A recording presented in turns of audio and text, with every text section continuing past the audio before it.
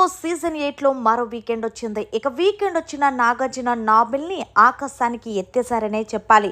నాబిల్ నిజంగా నీ ఎంటర్టైన్మెంట్ అయితే హైలైట్ ఉందయ్యా. ఏం చేసావు అసలు? ఓం ఆదిత్య గెటప్నైతే అచ్చుగుద్దినట్టు చేసావు. నిజంగా పక్కాగా ఎంటర్టైన్మెంట్ ఇచ్చినందుకు thank you so much Nabeel అంటూ హోస్ట్ నాగార్జున నాబిల్కి తెలియజేశారు.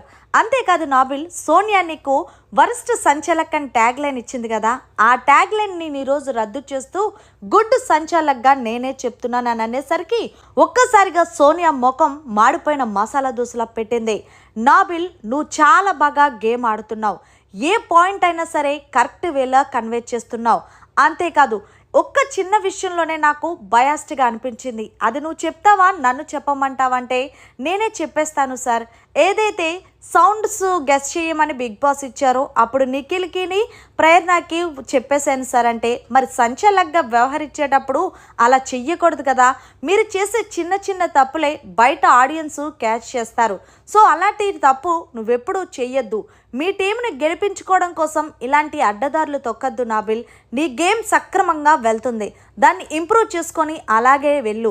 వన్స్ అగైన్ అయితే మాకు మంచి ఎంటర్టైన్మెంట్ ఇచ్చావంటూ నాబిల్కి మంచిగా బూస్టప్ ఇచ్చారు హోస్ట్ నాగార్జున.